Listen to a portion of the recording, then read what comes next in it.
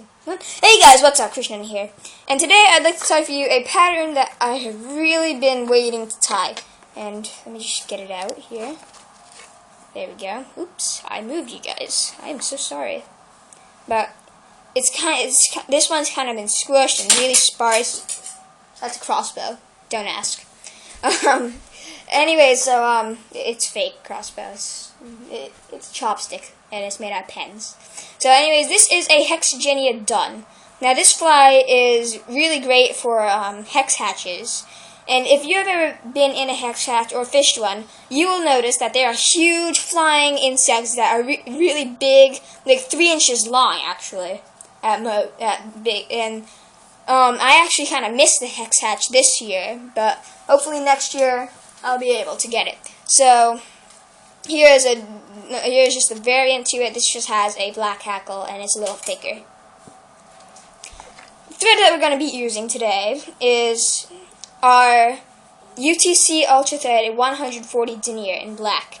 Now this is a really strong thread, and other than the 8/0 thread, which is pretty fine, and the 8/0 thread's pretty versatile, but it's very weak. So yeah, but if you don't have any deniers like UTC Ultra Thread, I would recommend a between a Uni 6/0 or a Uni 3/0. So you want your thread really strong for the extended body.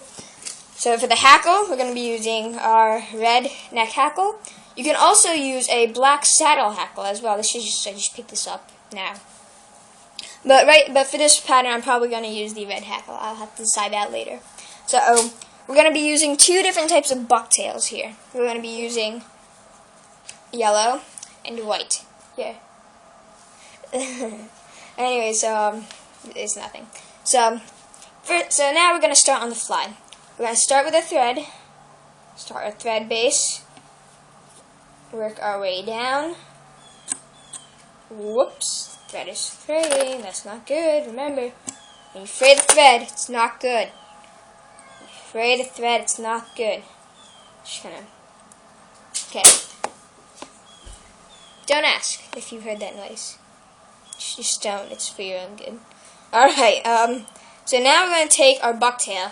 We're going to want to take a decent sized clump of it. Because, well, just because you're going to lose a bunch of it, probably. So,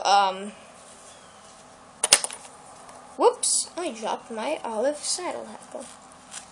Okay, there we go. So, here we have all the cut ends. So now what we're going to do is take hold of it, take our bodkin and just run it through, and that picks out all the fibers. And you can see all these fibers flying around. It's kind of annoying. You can just see all the fibers flying around. And it just picks out all the underfluff. So now, this is optional. If you don't have a hair stacker, then what you can just do is you can just cut off the ends here.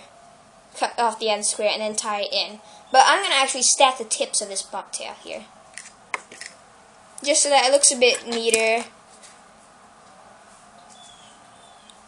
Alright, so get it in the stacker.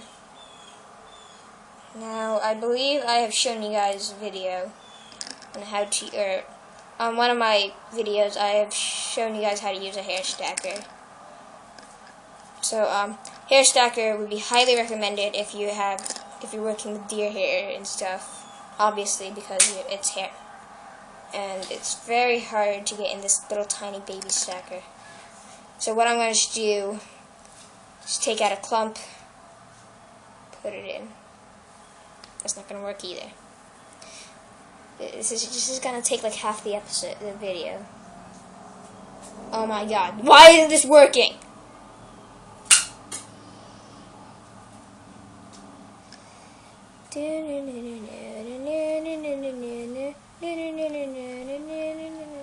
It's working. Yay, it went in! Now just stack it.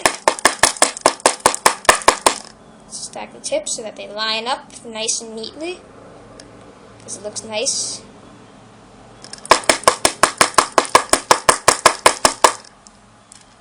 And I did a horrible job putting this hair in the stacker.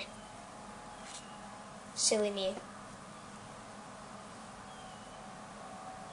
And it did a horrible job stacking. So what I'm just going to do, throw that away.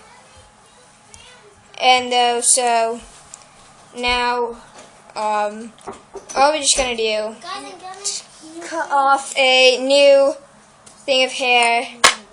And that's just my friend. Just came. Say hello. Hi. You can't see him. He doesn't want to be seen. So, just do that. Pick out all these fibers.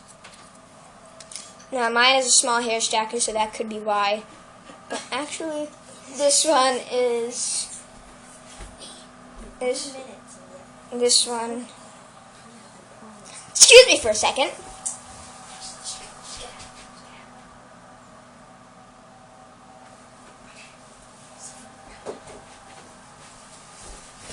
Alright, we're back. It's all settled. So now, it looks like this clump we can actually put in the hair stacker.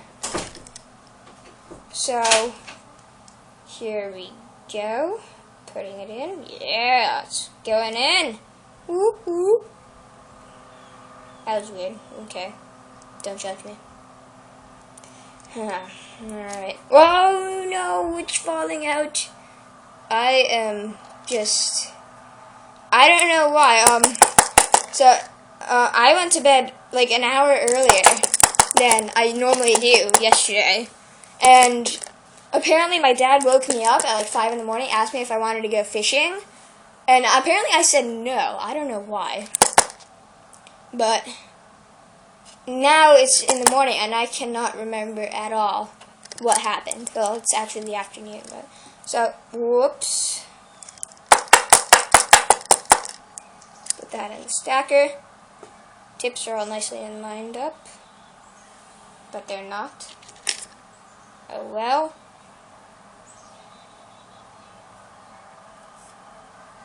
So what we're going to do now is take a few long fibers of our white bucktail. Just, if you want like 4 or 5 fibers only.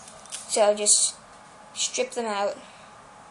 And then what you're going to do is put them so that they extend beyond the yellow tail body of the tail. So now you're just going to kind of bury them in the bucktail. The yellow bucktail. Alrighty then. This is going to be a horrible pattern. I am so sorry, guys. But it'll still work. It'll look spent. So now you want to measure out your body so that it's about an inch long-ish. So as you can see, it's about an inch long. Not including the tail fribbits. So, I'm going to tie that in. 1 loose wrap, fray, 2 loose wraps. Apply tension so that flares a bit. Ooh, that's ooh, gross. Ah, dang it. So, I almost completely forgot. The hook you use is also very important for this fly. The hook I'm using is a Lightning Strike Scud Immersion hook size 8. So sorry. So now once you have the tail secured, make an angular cut. Cut off all those deer hairs. Now we're going to tie all that down. What you can just do is like go up and to the front and then just catch it on the way back.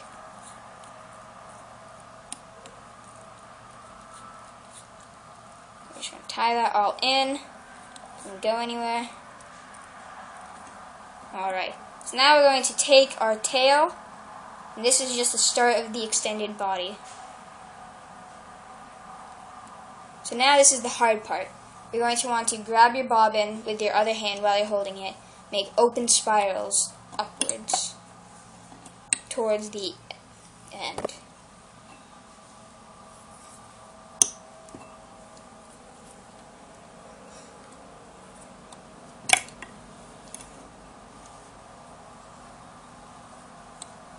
Is tail fribbits even a word? Leave in the comments if tail fribbits is even a word. I just like to. I heard it somewhere. I think in one of my hatch guides. Okay, so here, let me just move you a bit. So bring it out to the desired length that you want the tail to be, and here, you see. So now what you're gonna do is just make a few wraps right on that line, just to kind of hold it in place. For the durability of the fly as well. Alright, so now what you're going to do, see how you have the open spirals down? Now you're going to want to make the open spirals up. Now you're going to want to make the open spirals down. You want to zigzag them.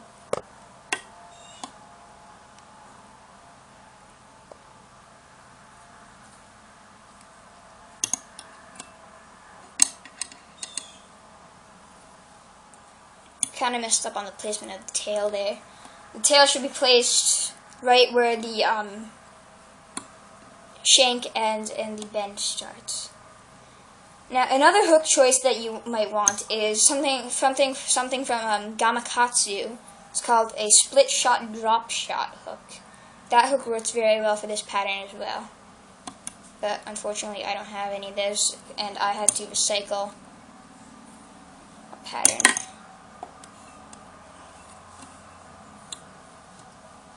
Tie that in. What I'm just going to do is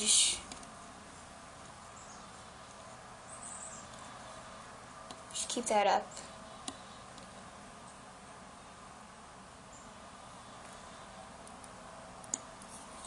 Alright. Oh, dang! It's fray. It's horrible. So now you're going to go up to about the midpoint of the shank. But here's your extended body. That's really hard. Wish you could feel it now, but have little tail fribbits. It's really hard. So now what you're going to do is take hairs from the top of the bucktail. Now the section of bucktail that I used for the tail fribbits is at the bottom with really long fibers here. But now we're going to switch to the top of the bucktail. We're going to take a nice sized clump for the wing.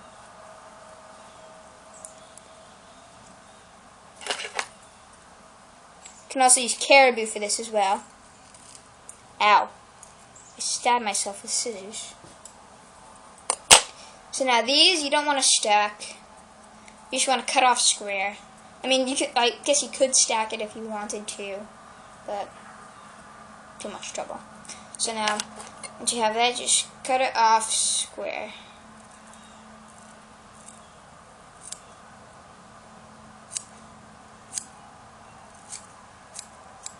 There we go. So now, switch sides, and now we're going to want to measure out our wing so that it extends a good way back onto the about halfway to the extended body, past the extended body. So 1, 2 loose wraps. Now tighten down. Slippery stuff. So now lift up the bucktail. Now you want to make it so that it's almost like a parachute. Oh, this fray is so bad.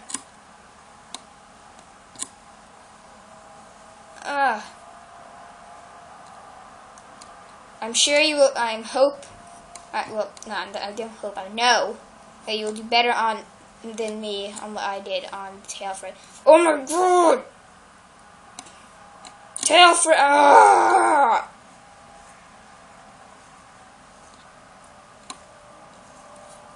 You want it so that it stands up, right? That's good. So now you're just gonna trim off. Don't trim off close. Most people try to trim off close, but I trim off so that it almost is like a parachute, kind of. But that acts like what I like to call acts kind of like a life jacket for it. Yeah, life jacket. It helps float the fly, and it just looks pretty cool. Okay, that stands up nice. Now we're going to go back to the back here. Now we're going to take some of our neck hackles. Take a really long neck hackle. Like this one. Yeah, it's nice and long here. So, hey, something's coming up. Alright. So, strip off the any webby fibers here. Yes? Excuse me. I need to go do something.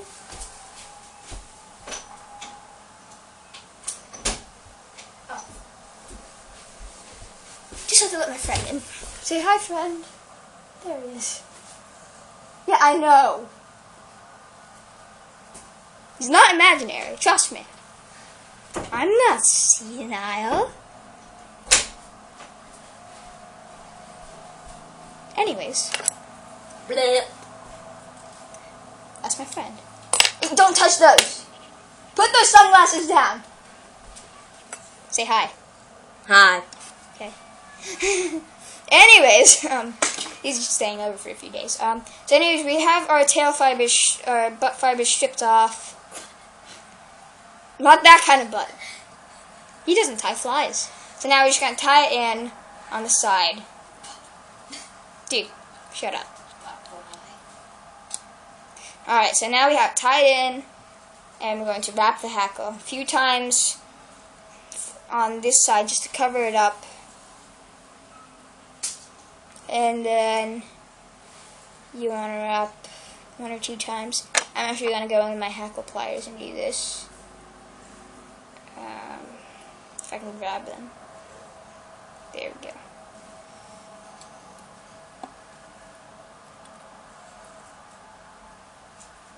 Alright. So now we're just going to cross over a couple times. Now, don't do that. Break it off. Oh no, it's falling off, Nope, I saved it. Nope, I didn't. Stop moving things around. So,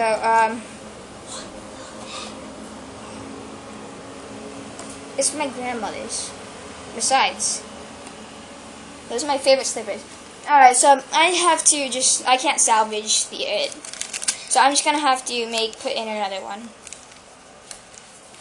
We'll talk about it later. He's upset with my slippers.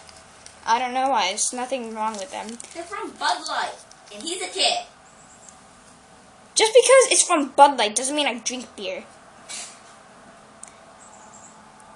Besides, no offense to anyone who really likes beer, but I think it smells bad.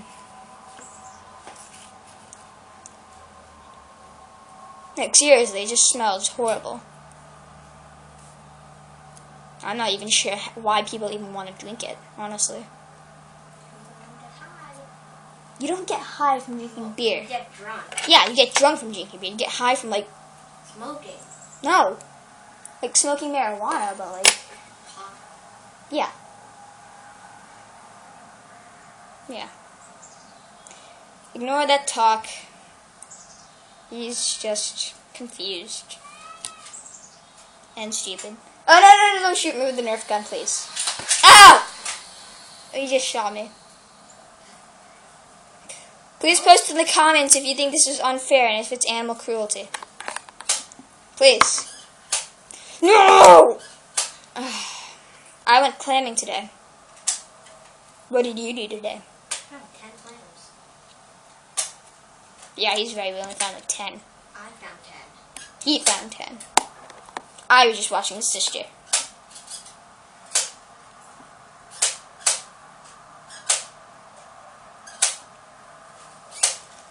So, just gonna wrap. Wrap a few times in the back to cover up the black. Then wrap once or twice in the front if you have a long enough hackle. Then cross over once, cross over twice, cross over 3 times. Now we're going to break it off or cut it. Move you guys. Sorry if alright, nothing. Okay, so now I'm just going to do that, whip finish. Oh, actually, I on my Goddard Caddis video, which, thank you guys, I got 43 views so far. Thank you guys. Yeah, I did. It's awesome. You have subscribers? Yeah, I have a bunch of subscribers. At least 3 more subscribers now. Thank you guys so much for subscribing, if you have subscribed. I love you guys. Not in that way, but just as a subscriber, YouTuber. Right? So, I got a comment from a viewer a few days ago on the God of Caddis video regarding how he packs his deer hair. And so, he said that he uses the body of a mechanical pen. Well, I'm sorry, dude, but I don't have any mechanical pens here. And so, I'm just using a pen. Or a pencil. Hang on. If you're watching this, dude, hang on, let me check who this guy is. I'm so sorry if I'm offending you.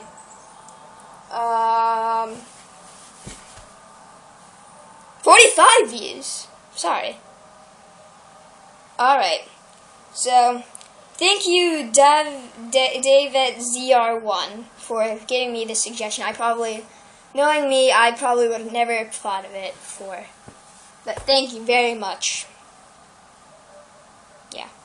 Alright, so, this is how he uses it to pack the hair. But I've realized that this would be a great half-hitch tool.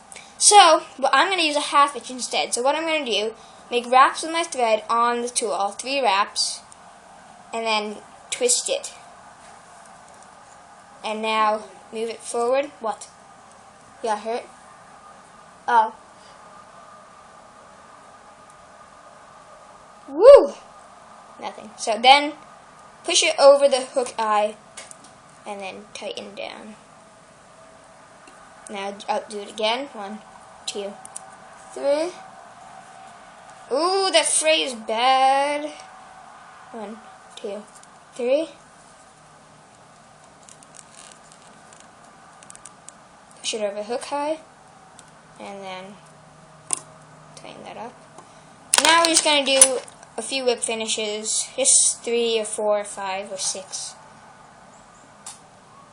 1, 2, 2, I said 3. Just do 3, just to make sure that's stuck. And we're just about done here. So cut it off. And there you have it, the extended body hex fly. Hope you guys learned something from this video. I'm sorry I put this video out too late. I missed the hex hatch, at least at my house. But maybe if you live somewhere else, somewhere other than like New England, then you'll probably still have if you still have the hex hatch going on. Use this fly. It's very great, very durable too. Like if you do it right, at least, and very floatable and highly visible. It's a good fly. Anyways, next pattern I will probably be doing, I might put it out today or tomorrow, is a muddler minnow variant, or how I tie the muddler minnow. Anyways, see you guys later. Hope you guys like it, subscribe it. Feel free to leave comments. Yeah. Boop.